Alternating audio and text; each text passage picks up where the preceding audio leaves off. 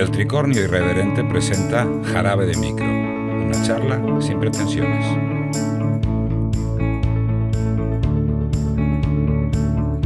Hola a todos y a todas, bienvenidos, bienvenidas a un episodio más de Jarabe de Micro, el primero de la cuarta temporada, y hoy contamos con un escritor que repite podcast, Gregorio Planchuelo, autor de personajes ficticios próximos a la realidad, autopublicado por él, y ante todo darte la bienvenida, Gregorio.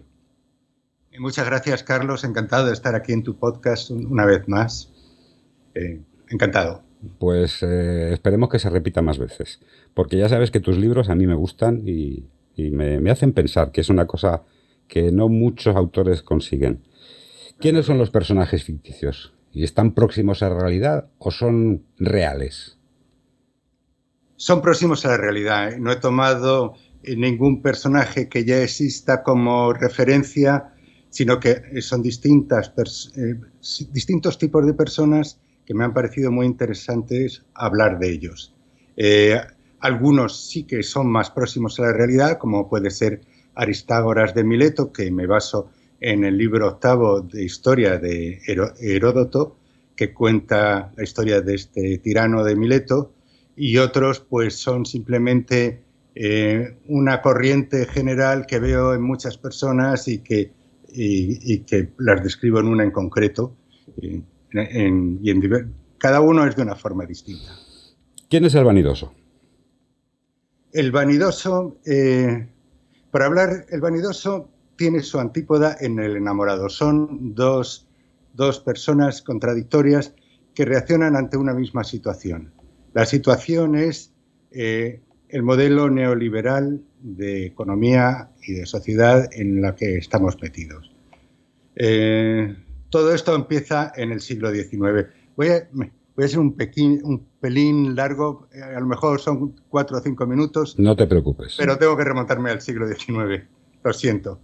En el siglo XIX, el presupuesto del Estado equivalía al 10% de la renta nacional. Eso suponía que había muy pocos impuestos, no había impuesto de la renta, ni de sucesiones, ni de patrimonio. Los impuestos se basaban, sobre todo, había un impuesto sobre el pan, impuestos sobre las importaciones, impuestos sobre determinada producción artesanal, y esos impuestos servían solamente para tener un ejército que controlase las colonias. Estoy hablando de Europa y de Estados Unidos, pero sobre todo de Europa. Una policía que controlase la situación dentro del país, unos jueces que metiesen en la cárcel a quien no cumplía las leyes, que eran unas leyes muy restrictivas y muy protectoras de la propiedad privada y muy conformistas con la situación de desigualdad que había, y luego las cárceles. Para eso se empleaban los impuestos.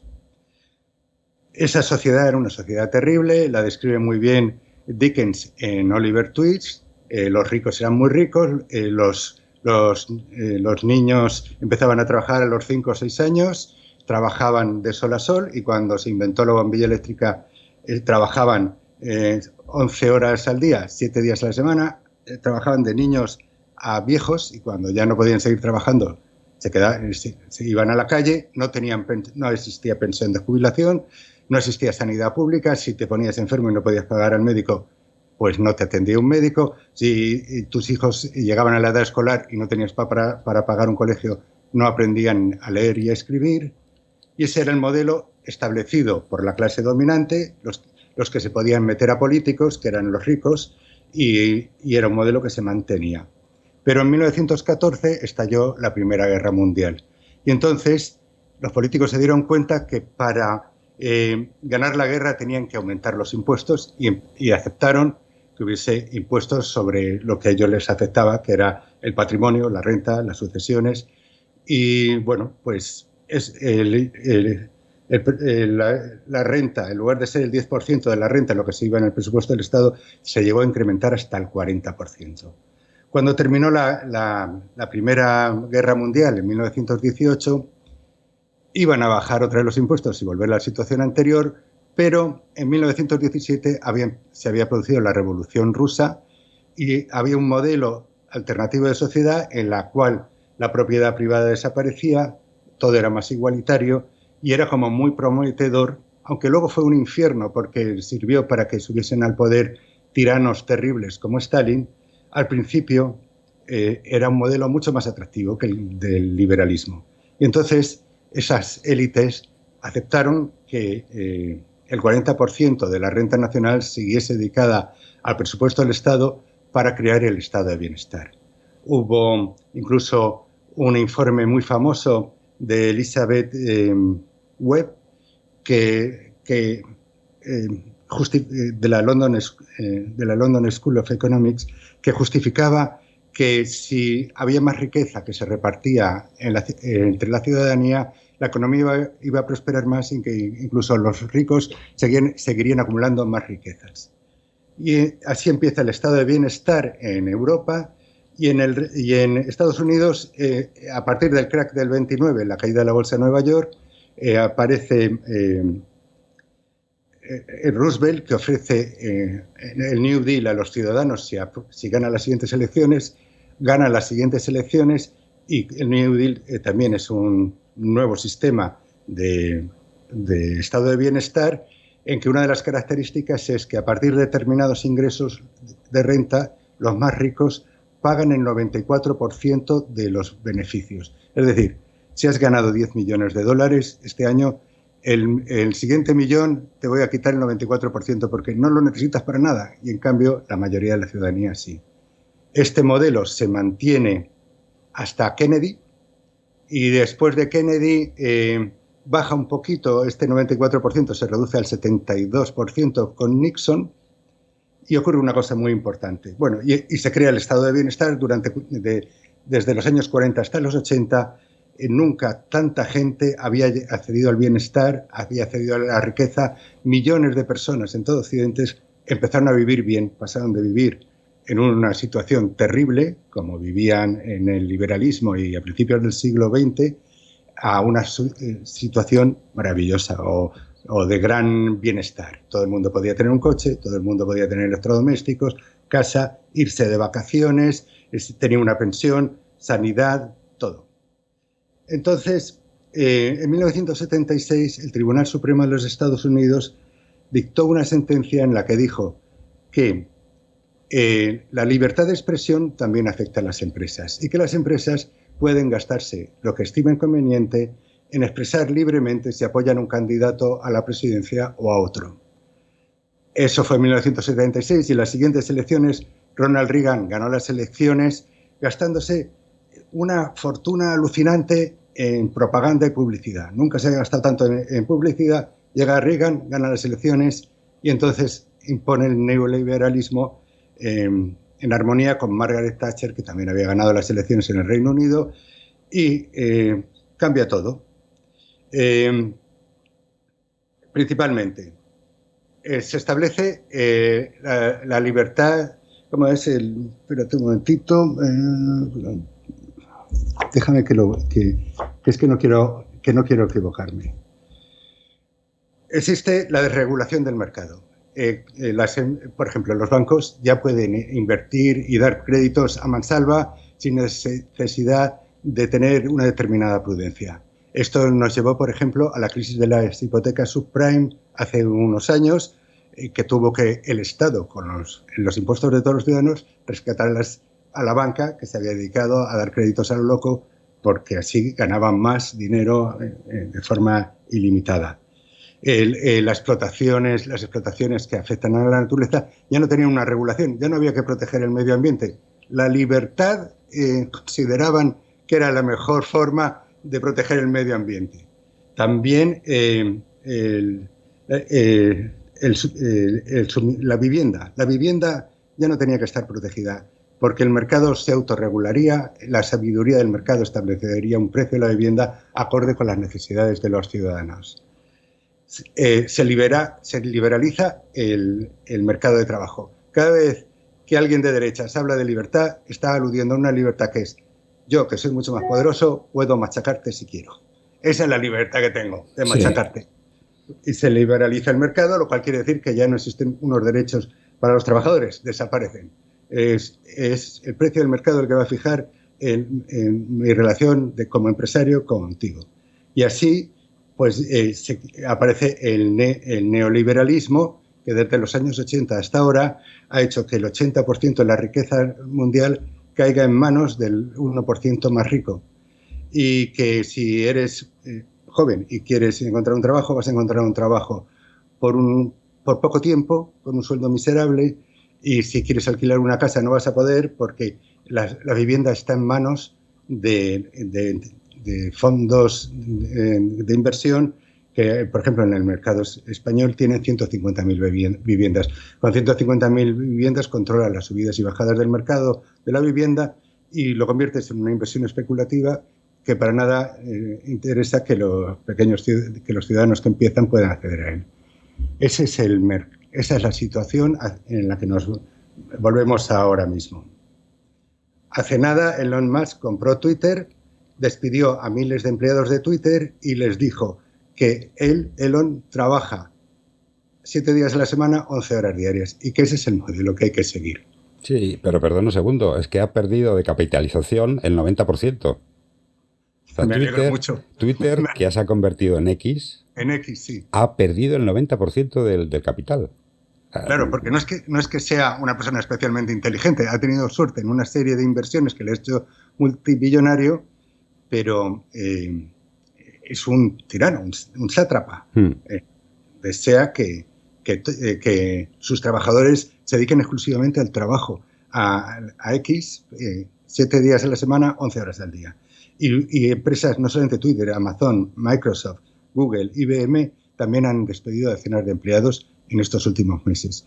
Es decir, seguimos viviendo en un neoliberalismo que es una enorme traba para que cada vez los jóvenes lo tienen peor y cada vez los ricos son más ricos y poderosos. Yo quiero citar textualmente de tu libro: el Estado no tiene que garantizar ni el transporte público, ni la salud, ni la educación, ni las pensiones de nadie, porque vivimos en un mundo libre y todos somos responsables de nuestro destino.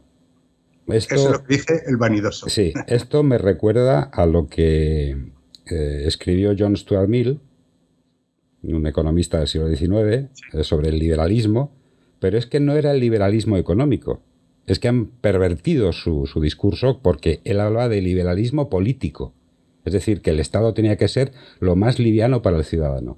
No el protector socialdemócrata, sino que tenía que ser lo más liviano para el ciudadano. Pero hablaban de que si yo no hago nada, a mí el Estado no me tiene que hacer nada. Es decir, si no transgredo la ley, si no hago algo que signifique que el Estado puede meterme mano, a mí que me deje en paz.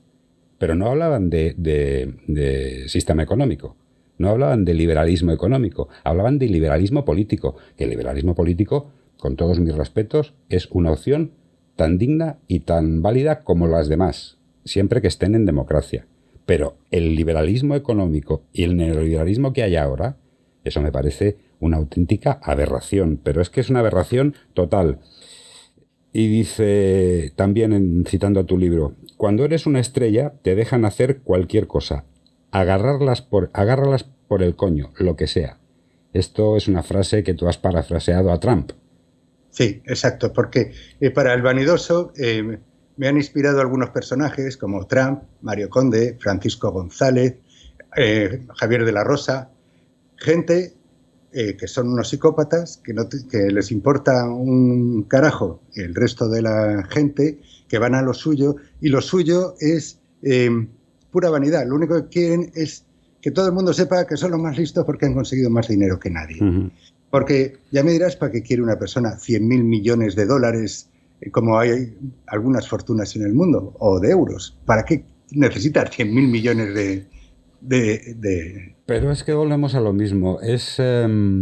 La acumulación de dinero implica acumulación de poder. Entonces esta gente, el dinero es simplemente un vehículo. Entonces lo que ellos buscan es el poder.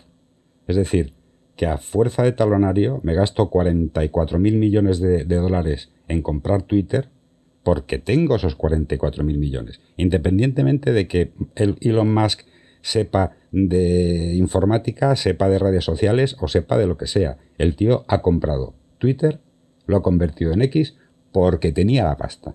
Y porque ha dicho, yo voy a comprar Twitter. Y claro, evidentemente, a los CEOs de Twitter, que eran dos, que no me acuerdo ahora cómo se llaman, ¿cómo que lo quieres? Venga, toma.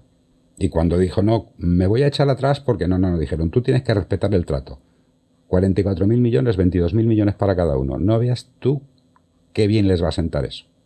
O qué bien les ha sentado. Entonces, lo que yo entiendo es una cosa. El vanidoso, que es un prototipo de machista, prepotente, un prototipo de ser abyecto porque es megalomaníaco, no tiene respeto ni empatía, es un sociópata.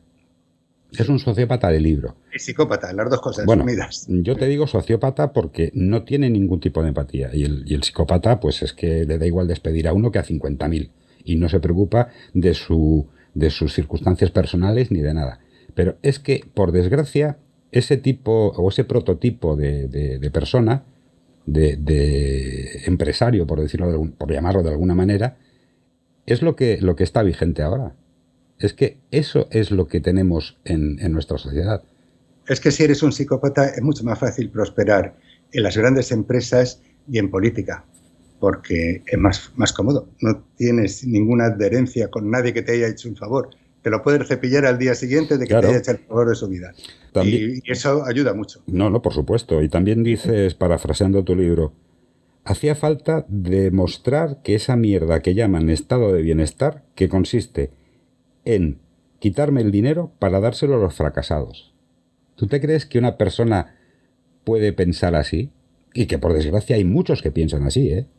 Sí, muchas. Entonces, precisamente he querido retratar a toda sí, esta gente que piensa así, que son capaces de quemar un rascacielos para que se vayan en ese incendio unos documentos comprometedores para él. Eso me suena al edificio Colón. El edificio, sí, pero no es el Colón, es el Windsor. Bueno, sí, perdón, el Windsor. Sí, el Windsor, es verdad. Sí, pues allí es curioso. Había una documentación que comprometía a Francisco González. Al día siguiente del incendio se iba a llevar esa documentación a los juzgados y Francisco González se iba a ver muy comprometido porque había falseado unas pruebas, la contabilidad de una empresa que había vendido a un fondo de inversión estadounidense. Él en ese momento era el presidente del BBVA y por lo tanto iba a ser para una escabechina y dijo que se queme el edificio y se quemó. El edificio Windsor está en la Plaza de Colón, ¿no? Sí, está muy cerca. Por eso me he equivocado con el nombre. Pero mira, es que hay una cosa que a mí, vamos, que yo creo que lo describes magistralmente. Libertad, qué bella palabra. O sea, es que, vamos a ver. Me pasa muy bien escribiendo ese personaje porque es tal el cinismo que exuda que cuando te pones a escribir estas cosas con absoluto cinismo, pues tiene su gracia. No tiene la gracia luego sufrir los desmanes de esta gente, pero cuando te metes en su papel, pues es divertido. No, pero es que piensa una cosa, Gregorio. Cuando destripas un personaje como este, aunque sea ficción, pero que tiene mucho de real, porque hay muchos que son el prototipo de arquetipo que tú has narrado en estos relatos, ¿no? Muchos de estos tipos no tienen, hemos dicho ya que son psicópatas, son sociópatas, son lo que quieras, pero es que lo que más gracia me hace es que creen que tienen la verdad absoluta y encima están cargados de razones para seguir haciendo lo que están haciendo y seguir machacando a todo el mundo. Eso me parece una cosa preocupante porque, vamos a ver, que el 1% de la población mundial tenga un 60, un 70, un 80% de la riqueza y que el resto de la población, el 99%, tenga el 20%, el 10%. Yo había oído que el 5% tenía el 95% y el 95% tenía el 5%. O sea, más o menos, pero da igual las cifras.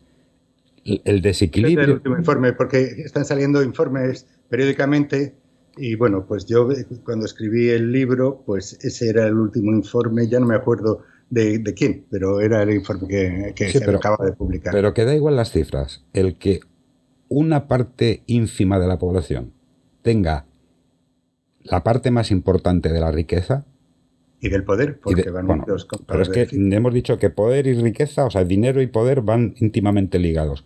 Eso me parece pornográfico.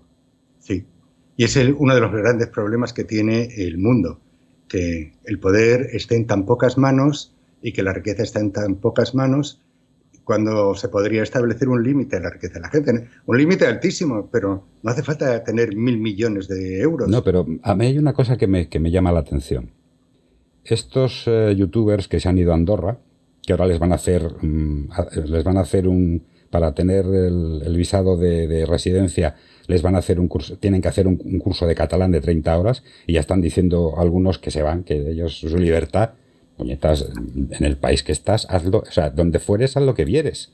O sea, no vas a coger y decir, no, pues ahora yo no lo hago. Bueno, yo no sé si aquí en España dicen que el 45% del impuesto de patrimonio, o sea, el impuesto, no, el IRPF, el impuesto de la renta de las personas físicas es alto, que es un 45% o 48%, bueno, ponle Dices el límite máximo. el IRPF, el máximo, a partir de 300.000 euros pagas el 45%.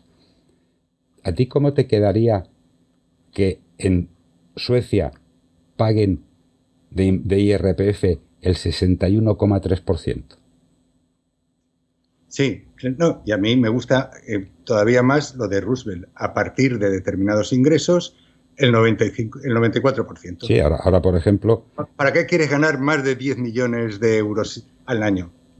Salvo para ostentar mucho poder, pues no se trata. Pues se trata de que sea más igualitaria la sociedad. Pero, a partir de eso, todo eso se va en impuestos el 94%. Bueno, pero es que tenemos lo mismo, lo de siempre, que los que están arriba cada día están más arriba y los que estamos abajo cada día estamos más abajo. Porque a mí lo que me fastidia es que hace 20 años o 30 años había una clase media en España que tenía un poder adquisitivo, que podía vivir con soltura, podía vivir con desahogo y tenía sus vacaciones, se compraba su coche y demás, lo que tú has comentado antes. Y ahora actualmente, en este siglo XXI, en nuestra edad, en nuestro día a día, la clase media ha pegado, ha desaparecido, no ha pegado un bajón, Sí, ha desaparecido. se ha proletarizado. La clase media se ha proletarizado, ya prácticamente no existe. Gente de más de 50 años, sí, todavía mantenemos el estatus, pero los que empiezan no aspiran a ser clase media, aspiran a conseguir un trabajo y a vivir en casa de sus padres. Eso es lo único que pueden aspirar. Y desde luego no se pueden casar ni tener hijos, salvo excepciones. Traer un hijo al mundo ahora en estas fechas, ¿tú te crees que merece la pena? Bueno, la paternidad es en sí muy atractiva, es un cambio de vida importantísimo. Yo no renunciaría a la paternidad, pero desde luego si no lo puedes pagar, la cosa cambia mucho. No, es que date cuenta una cosa, como está actualmente la sociedad, traer un hijo significa una serie de gastos que no vas a poder afrontarlos. Vas a tener que pagar una educación que no vas a poder afrontarla. Va a tener unas expectativas totalmente reducidas. Va a tener algo que no es normal. O sea, no es como antes que tú decías, bueno, pues yo tengo 64 años. Pues yo cuando tenía la edad de bachiller hice el bachiller, luego yo no estudié carrera, pero si quería podía haber estudiado una carrera y luego mi trabajo y demás. Pero es que ahora tienen un futuro muy negro. Entonces, yo como padre, ¿cómo voy a traer un hijo al mundo para que viva peor que yo? Sí. Eso es lo preocupante. Vamos a cambiar de tercio. ¿Quién es el profeta? Antes de entrar en el profeta, como estamos con este hilo, acabamos de hablar del vanidoso y las antípodas del vanidoso. El enamorado. ¿Te parece que hablemos del enamorado? Sí. Para el enamorado me he inspirado en determinados personajes como James Sidis, que se considera la persona más inteligente del siglo XX, que es el siglo de Albert Einstein, y que a los 18 meses, cuando era un niño de 18 meses, ya leía el New York Times. Con 8 años hablaba 8 idiomas, uno de ellos lo había inventado él, y con 11 años ya entró a la universidad. No era un superdotado, era un superdotado.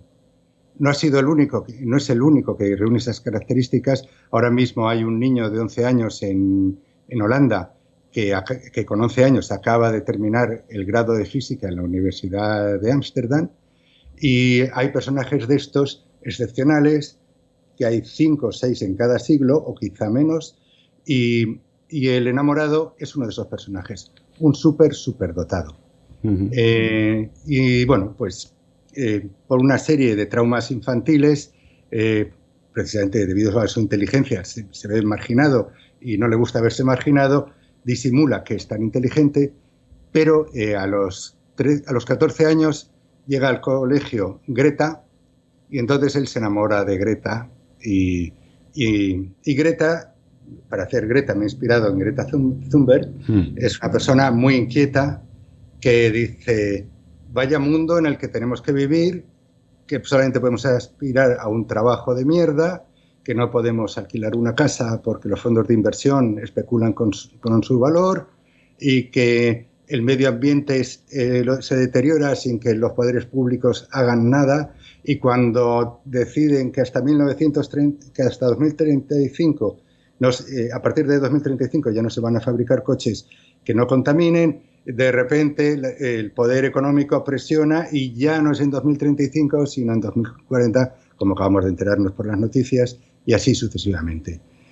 Y dice, habría que hacer algo. Entonces el protagonista, el enamorado, que hasta entonces solamente había pensado en la física, en la biología, en el tamaño del universo y en estos temas, pues decide meterse en el tema de la sociología, de la política. Y entre los dos ponen en marcha un sistema para cambiar el modelo de sociedad. Y entre otros elementos, tienen una estrategia elaboradísima, porque al fin y al cabo son dos personas muy brillantes y lo van consiguiendo poco a poco. Básicamente se basan en conseguir la participación ciudadana. Dice Greta, este modelo de sociedad al que hemos llegado, el que te acabo de describir, hemos llegado a él sin que se haya consultado a la ciudadanía si estamos de acuerdo con cambiar así de modelo y llegar a este punto, pone en cuestión la democracia representativa. Tenemos que establecer un sistema para que la ciudadanía pueda defender directamente sus intereses y que pueda parar los pies a los políticos en según qué cosas. Y entonces pone en marcha un sistema de participación ciudadana. Me he inspirado en el sistema que pusimos en marcha en el Ayuntamiento de Madrid cuando yo era director general de participación con Manuela Carmena, y allí es que lo que se vio con esta experiencia que hicimos en Madrid, donde participaron 460.000 personas que se registraron como votantes en la página web, y que en la primera votación que hubo, lo primero que aprobaron fue crear una nueva red de puntos limpios, crear apartamentos para mujeres maltratadas, apartamentos de acogida para mujeres maltratadas, porque los centros de acogida, los maltratadores saben dónde se encuentran, pero los apartamentos en los maltratadores no pueden saber dónde están y por lo tanto resultan mucho más eficaces. Ampliar el arbolado de la ciudad, crear escuelas de danza, de teatro y de música, placas fotovoltaicas en los edificios municipales, un centro de intercambio de libros y un montón de propuestas más, todas alucinantemente buenas. En las decisiones ciudadanas en el Ayuntamiento de Madrid durante los 4 años nos gastamos 360 millones de euros y fueron una de las mejores inversiones que ha realizado el Ayuntamiento nunca. Y se vio que la ciudadanía es generosa, empática y que sus decisiones después, la ciudadanía hacía directamente la propuesta. Luego se debatía entre los ciudadanos si era una buena propuesta o no, si el coste-beneficio valía la pena o no, y luego al final se apoyaba. Si había un número determinado de apoyos, se sometía a una consulta general, a un referéndum. Pues se vio que todo era muy razonable. Yo me sentí muy orgulloso de formar parte de la ciudadanía porque vi que actuaba mucho mejor que muchos políticos.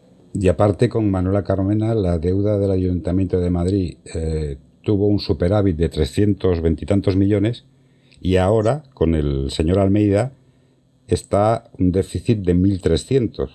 Sí. Y dirán además que en las izquierdas es de puro despilfarro y que menos mal que entre la derecha a poner el cinturón de seguridad para que no descarrile el tren. Pero es que ese cinturón de seguridad solamente se lo aprietan los de siempre. Sí, sí. Ellos no se lo aprietan. No, por supuesto que no. Entonces, y no hay más corrupción. Y la corrupción que hay con la derecha es espectacular. Siempre se privatiza todo para que sean las empresas afines quien se lleven la tajada. claro. Y luego el hermano de la presidenta quien se llevó una comisión enorme por vender mascarillas y cosas por el estilo. Y se cargan a un presidente del Partido Popular por denunciarlo. Sí. No por denunciarlo, por cuestionarlo. Por cuestionarlo. Hay una cosa que dices en el libro que a mí me ha roto los esquemas. He comprobado que es más sabio mantener una vida armónica y equilibrada que luchar por sobresalir e imponerse a los demás.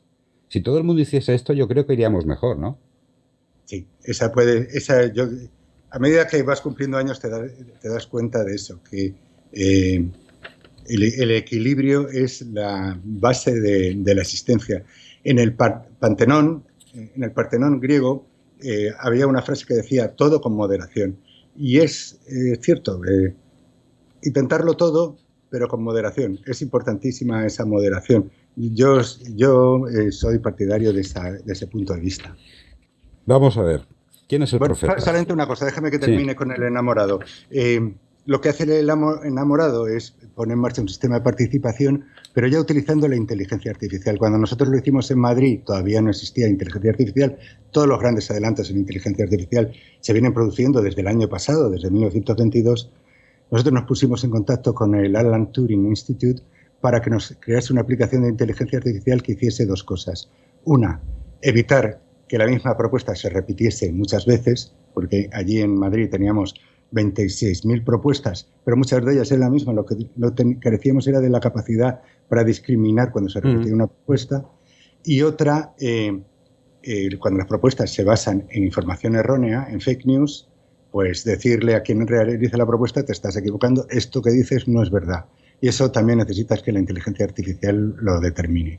Con eso, el sistema de participación ciudadana que crean en este capítulo, en este personaje, con Greta, es un sistema fantástico.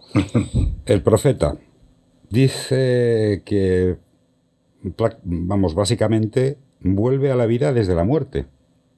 Sí. Bueno, no sé si antes de leer El profeta tenías noticias de lo que ha ocurrido con algunas personas que se han muerto y luego han vuelto a la vida. Sí. Es una información que tampoco tiene mucha gente. Mucha gente prefiere ignorar este tipo de información que es un poco atípica, inusual, pero es un hecho. Raymond Moody, en 1975, era un psiquiatra de Chicago, creo que era la ciudad donde trabajaba como psiquiatra. Le vinieron una serie de pacientes que se habían muerto y luego habían recuperado la vida transcurridos 5 o 10 minutos con parada cardíaca y respiratoria y el encefalograma plano, es decir, sin actividad cerebral. Le ponían la linternita en los ojos y las pupilas no se movían. Eso quiere decir que el cerebro no funcionaba. No obstante, estas personas que Raymond Moody entrevistó, que fueron en 1975, que fueron 150, bueno, en 1975 publicó La vida después de la muerte, que era el libro donde se recopila todo esto. Luego, Van Lommel, un médico de medicina de urgencias de un hospital holandés, en 2001 publicó también un informe en la revista The Lancet, que es una de las más prestigiosas en el mundo de la medicina. En este caso incluía 344 personas que habían sufrido por este proceso y lo hizo en colaboración con 5 hospitales de los Países Bajos. Y por último, Sam Parnia en 2005 lo hizo con 15 hospitales de Estados Unidos, Reino Unido y Austria y compiló hasta 2.000 casos. Y la experiencia que tienen las personas que pasan por ahí, que se mueren y luego resucitan, no todas, solamente un 28% de las que pasan por el trance tienen estos recuerdos. Algunos son recuerdos completos, otros solamente de una fracción de lo que te voy a contar ahora mismo. Lo primero que hacen es se elevan de su cuerpo y se ven a sí mismos que están en el quirófano o están tumbados en el suelo porque acaban de ser atropellados o porque acaban de morir. En cualquier circunstancia se ven separados de su cuerpo, el cuerpo lo ven allí abajo. Luego, de repente, se encuentran dentro de un túnel túnel oscuro, que atraviesan a gran velocidad y al final encuentran un punto de luz donde cuando llegan, en primer lugar se encuentran a seres queridos que habían muerto, que le dicen, que le dan la bienvenida, se siente muy querido, se encuentra fenomenal, es fantástico estar allí, recuerda toda su vida, pero no completa, hasta el más mínimo detalle, pero en una fracción de segundo, porque es como una visión tridimensional de lo que han hecho. Y luego, a continuación, se van aproximando a un ser de luz que irradia amor, se encuentran fenomenal, es un sitio maravilloso donde están, son como praderas, porque curiosamente es un sitio que se parece a las zonas paradisíacas de la Tierra, unos paisajes alucinantes, y de repente alguien les dice que tienen que volver, vuelven, resucitan en el quirófano o donde sea que se encontrasen, y con gran tristeza, porque les gustaba mucho donde estaban, no querían volver, y esa es una experiencia por la que han pasado miles de personas. Entonces, yo me preguntaba, todos estos profetas que han existido la humanidad ahora mismo tiene 4.200 religiones distintas, creadas por distintos profetas. Yo me preguntaba si muchas de estas religiones han sido creadas por personas que han pasado por este trance, han vuelto y han dicho, yo sé lo que ocurre cuando mueres, y han empezado a predicar su experiencia. Y entonces, pues el profeta es una persona del presente a que le ocurre esta experiencia y que cuando vuelve a la realidad, pues empieza a contar su experiencia, empieza a tener adeptos y empieza a crear un colectivo muy numeroso de cientos de miles de personas, de millones de personas que le siguen en sus enseñanzas sobre la vida y la muerte y qué es lo que hay que hacer y qué es lo que tiene valor en esta vida.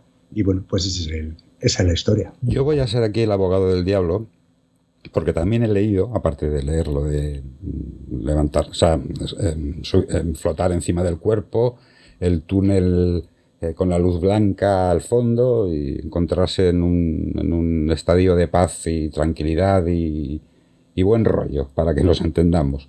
Sí. También he leído, por otros científicos, que dicen que esto es un mecanismo del cerebro para paliar o para, digámoslo así, para que el trauma de la muerte sea menos, en el momento de la muerte, que sea menos traumática. Es decir, tú mueres, pero como mueres, eso te crea una ansiedad y te crea un estrés impresionante. O sea, te vas a morir. Y aparte que cuando hay un hecho traumático, el cerebro se apaga. O sea, tú no te das cuenta que mueres. Se te apaga el cerebro. Ahí está la clave. Si se te bloquea. No puede crear una ficción de que está ocurriendo algo que no es cierto, porque si se apaga no funciona. Sí, y es lo que les ocurre. El cefalograma plano. Sí, pero me refiero que antes de apagarse, como eres consciente de que te vas a morir, la ansiedad y el estrés que te produce eso, en ese momento el cerebro dice, me apago. Y entonces ese túnel y demás dicen que es antes de que se te apague el cerebro, que se te ponga en stand-by a ver lo que pasa. Ya te digo, ahora hago de abogado del diablo. Porque yo te digo una cosa, yo creo, por lo menos lo que he leído y mi pensamiento, es que nosotros somos parte de una conciencia universal. Es decir, somos una parte ínfima de la conciencia universal, lo que yo llamo... lo que llaman en las religiones el alma, yo lo llamo la esencia vital. Esa esencia vital es una parte ínfima de una esencia vital universal. Es decir, nosotros nos han puesto en un cuerpo de carne y hueso que se basa en impulsos eléctricos, porque el corazón funciona con impulsos eléctricos. Es como una especie de cassette que han grabado una música, y la música es la esencia vital. Y si nos remontamos a la antigüedad, ha habido episodios de este tipo muchísimos. Y aparte, simplemente hay una... Platón narra uno de ellos, precisamente. Y aparte que hay una cosa muy clara. La energía ni se destruye, simplemente se transforma. Nosotros somos energía vital. No somos una energía tangible, porque nuestra tangibilidad es los brazos, las piernas, la cabeza, el pelo, pero lo intangible es energía también. Con lo cual, cuando abandonamos nuestro cuerpo, cuando ya se muere de viejo, cuando ya no da para más, yo creo que nosotros vamos a otro sitio y probablemente nos reencarnemos, no la típica reencarnación budista, que como seas malo te vas a reencarnar en un insecto, sino vamos a ocupar otro cuerpo y así sucesivamente, sin recordar el anterior, pero con una vida nueva, hasta que lleguemos a ser seres de energía pura. Acuérdate, si no... Eso es el budismo, ¿no? Bueno, es la visión budista. Sí, pero un budismo un poco... Yo el budismo lo descafeíno.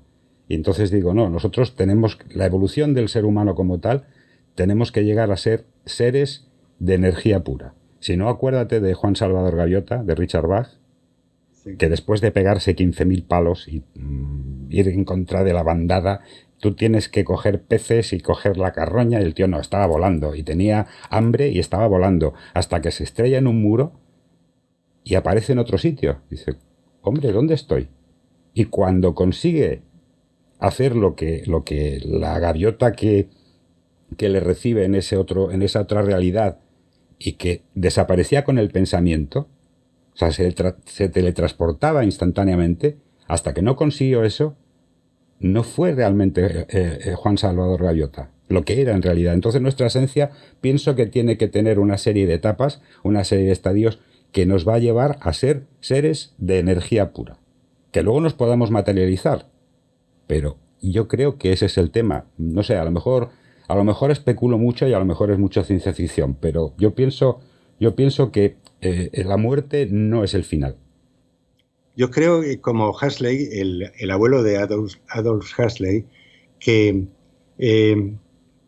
nuestros conocimientos son limitados y que lo que desconocemos es infinito. Y que nuestro progreso consiste en ir escarbando, averiguando nuevos aspectos de la realidad, pero que es algo, así como es de grande el universo, que tiene 10.000 billones de estrellas, el universo conocido, así de compleja es la realidad. Entonces, nosotros, con nuestros limitados sentidos, perdemos mucha de la información de lo que ocurre en nuestro entorno y no somos capaces de entender bien qué es lo que está sucediendo. Pensamos que vemos la realidad en alta definición, pero en realidad vemos el 1% de la milésima parte de todas las señales electromagnéticas de nuestro entorno, que responden estas señales electromagnéticas a fenómenos físicos que se producen en nuestro entorno. Por lo tanto, somos muy limitados y en cuanto, a pesar de lo que hemos avanzado, tenemos que ser humildes y darnos cuenta que nuestro conocimiento de la realidad es muy limitada y no sé qué explicación dar a lo que le ocurre a estos que resucitan y que han vivido esa experiencia, pero sí, lo que sí pone en cuestión es una visión 100% materialista de la realidad e incluso, un poco lo que tú decías, que la conciencia sea consecuencia del funcionamiento de las neuronas del cerebro. Quizá la conciencia sea algo más etéreo que nos viene dado, y eso lo decía Van Lommel, que nuestro cerebro funciona como un receptor de radio. La conciencia existe fuera y nuestro cerebro recibe esa conciencia. Pues puede ser, no lo sé. Es que la verdad ignoramos tanto que Hombre, es muy difícil. Date cuenta una cosa. Acertar, Sí, pero podemos especular, eso sí. Date cuenta una cosa, que nosotros, los seres humanos, solamente percibimos 3 dimensiones: largo, ancho y alto. Lo que pasa es que tenemos intrínsecamente una 4ª dimensión, que es el tiempo, porque si no nos quedaríamos parados.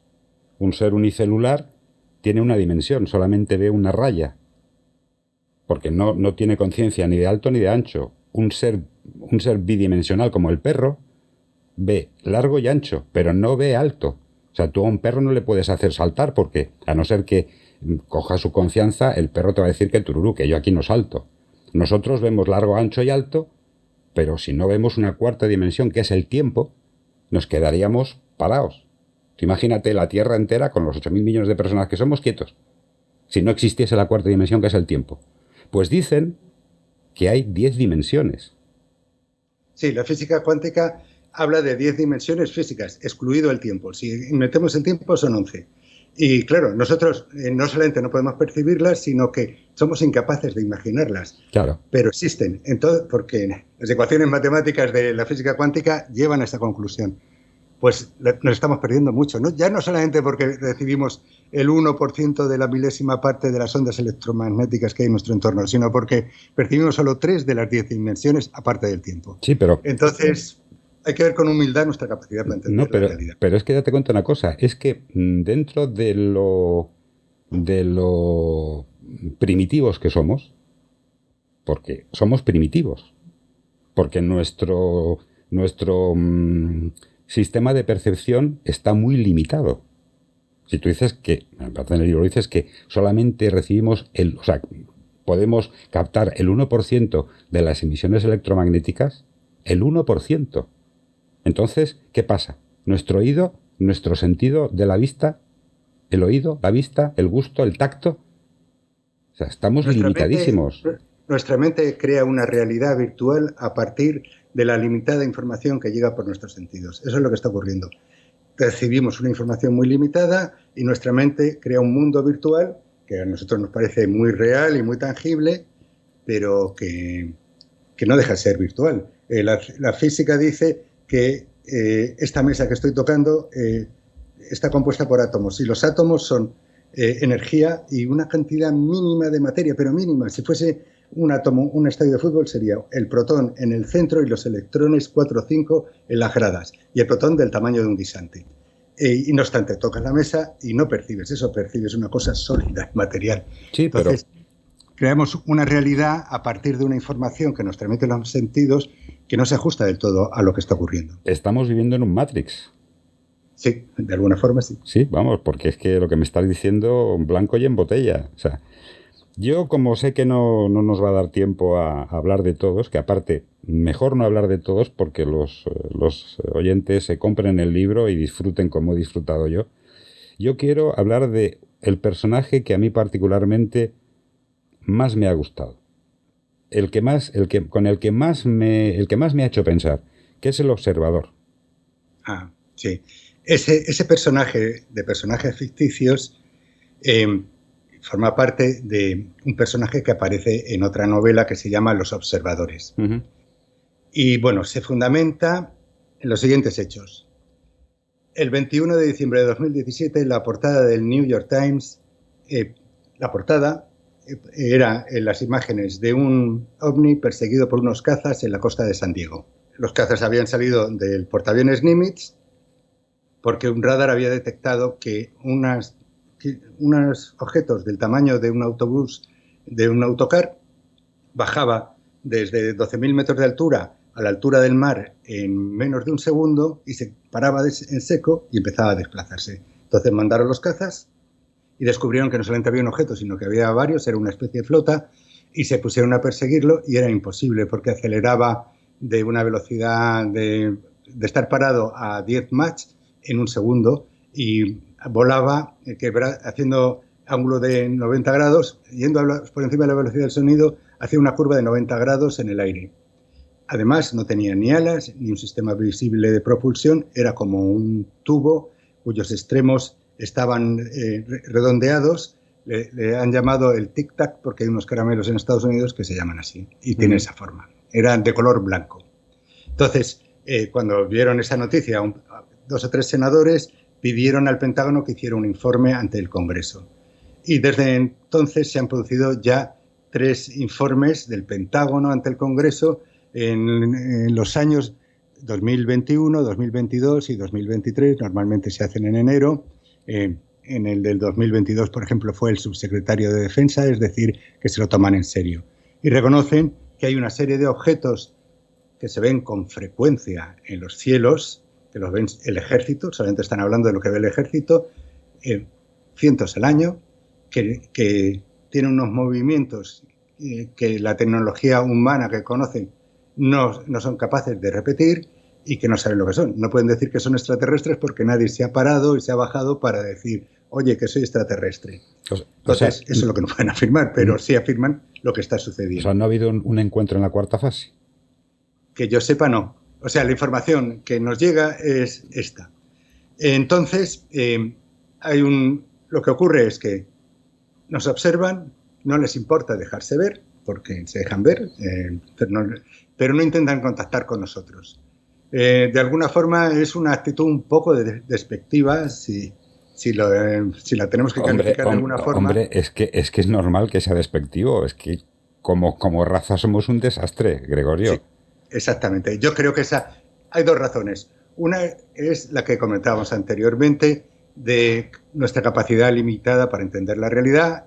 Igual piensan que con lo limitados que somos, igual no podemos llegar a entender los conceptos que ellos nos pueden manejar. Pero incluso más importante que eso es que somos primitivos y violentos. Desde que existe la humanidad nos estamos matando unos a otros en guerras sin cesar.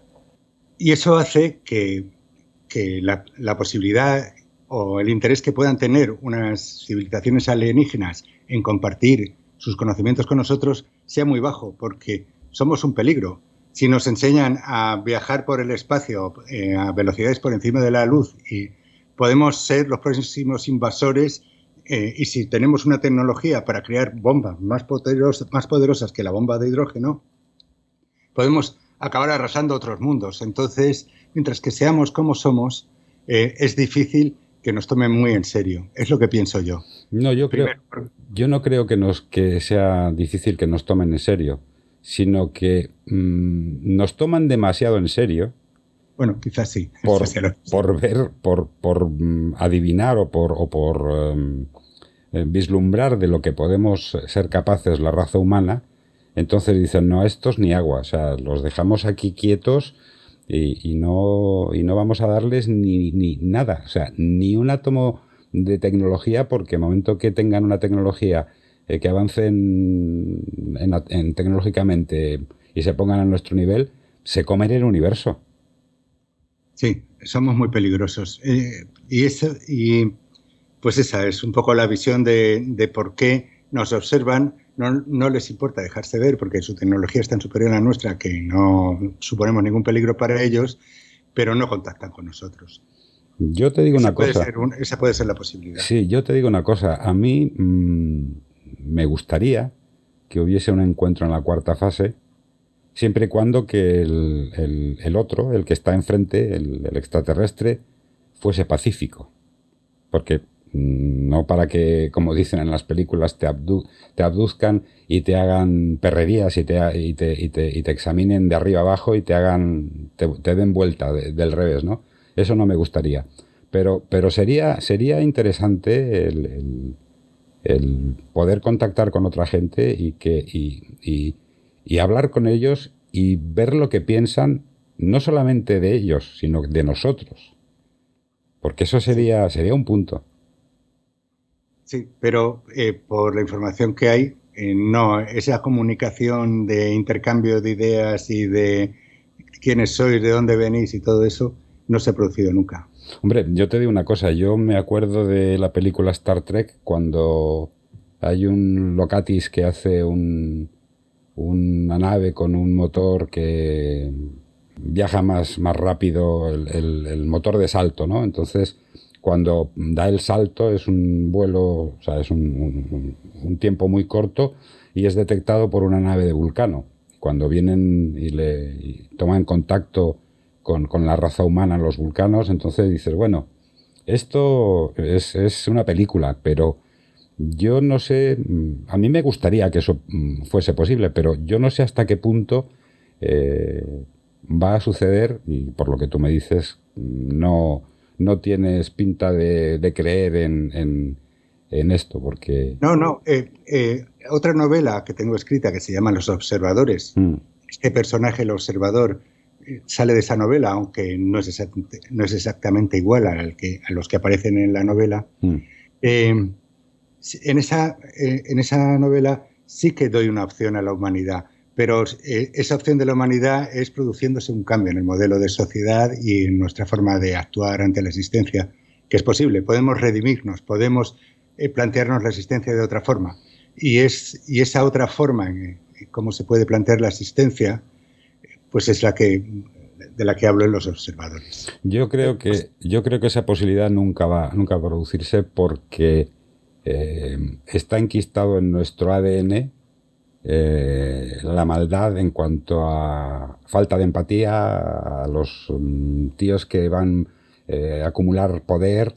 No, es que en la raza humana nos dominan 20, 30, 50 personas que son las que cortan el bacalao, como vulgarmente se dice, y entonces ellos no van a perder preponderancia ni estatus y sucede. Pero esos no son la mayoría.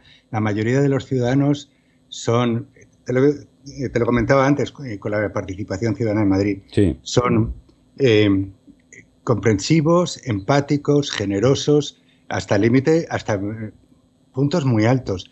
Son unos pocos que son los que cortan el bacalao, como tú dices, el bacalao, los que están pervirtiendo tanto la humanidad, pero se puede cambiar las tornas, se puede hacer para que ellos no sean los que gobiernen. Claro, pero ¿tú crees que van a consentir el perder poder? No, más que si ellos lo van a consentir, es si los demás vamos a decidir quitarlos de en medio. Sí, pero es que eso a mí no me acaba de cuadrar. Depende de si hay una persona o hay un proyecto lo suficientemente atractivo y convincente para que quieras enrolarte en él. No, sí, por supuesto. Si la mayoría es la que debiera demandar, no que mande una minoría y que cada día nos sojuzguen más y cada día nos tengan más bajo la bota, porque eso evidentemente no es ni natural ni es normal. O sea, no... Pues de eso van Los observadores, la otra novela. Uh-huh. Cómo se consigue ese cambio de modelo de sociedad y de modelo humano. Y creo que es posible. Y de hecho, en realidad es a lo que me he venido dedicando casi toda mi vida, intentando cambiar el modelo de sociedad. No lo he conseguido, pero no por eso lo doy por descartado. Quizá no lo consiga yo, pero quizá lo consiga alguien después. Bueno, pero tú estás plantando la semilla. Yo creo... Lo estoy intentando. Sí.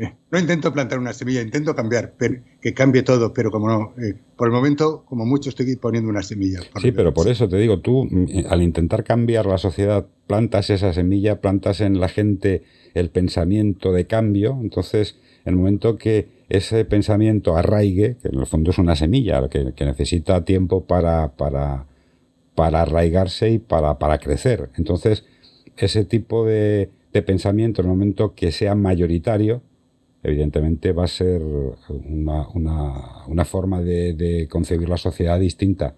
Porque... Sí, en todas mis novelas hablo de ese modelo de sociedad. Materia Oscura, que te la has leído, sí. Eso es un modelo de sociedad mucho más civilizado, mucho más avanzado. Aquí también El enamorado y Greta intentan poner en marcha ese modelo de sociedad más civilizado y más avanzado. Y en los observadores ocurre exactamente igual.